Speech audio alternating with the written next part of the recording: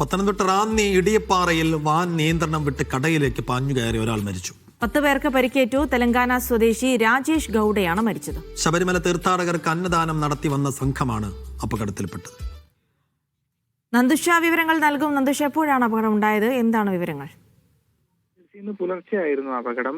തെലങ്കാനയിൽ നിന്നെത്തിയ അന്നദാന വിതരണ സംഘത്തിൽ ഉൾപ്പെട്ട ആളാണ് വാഹന അപകടത്തിൽ മരിച്ചത്. നിയന്ത്രണം വിട്ട വാൻ കടയിലേക്ക് ഇടിച്ചു കയറിയായിരുന്നു അപകടം.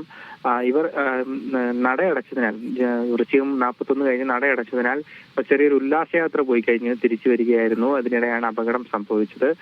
തെലങ്കാന സ്വദേശിയായ രാജേഷ് ഗൌഡയാണ് മരിച്ചത്. ഏതായാലും ബാക്കി 10 പേരോളമായിരുന്നു വാനിലുണ്ടായിരുന്നു. ഇവർക്കും കാര്യമായ പരിക്കുകൾ ഏറ്റിട്ടുണ്ട്. ഇവരെ സമീപത്തെ സ്വകാര്യ ആശുപത്രിയിലും സർക്കാർ ആശുപത്രിയിലുമായി പ്രവേശിപ്പിച്ചിട്ടുണ്ട്. ഇവരുടെ നില തൃപ്തികരമാണെന്നാണ് അറിയിച്ചിട്ടുള്ളത്.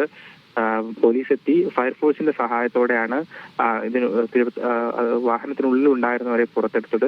ഏതായാലും നിലവിൽ വാഹന ഗതാഗതം പുനഃസ്ഥാപിച്ചിട്ടുണ്ട്. ഗതാഗത കുരുക്കുകളൊക്കെ തന്നെ അവിടുന്ന് മാറ്റിയിട്ടുണ്ട്. രാജേഷിന്റെ മൃതദേഹം നിലവിൽ റാന്നി താലൂക്ക് ആശുപത്രിയിലേക്ക് മാറ്റിയിട്ടുണ്ട്. ശരി, നന്ദുഷയാണ് വിവരങ്ങൾ നൽകിയത്.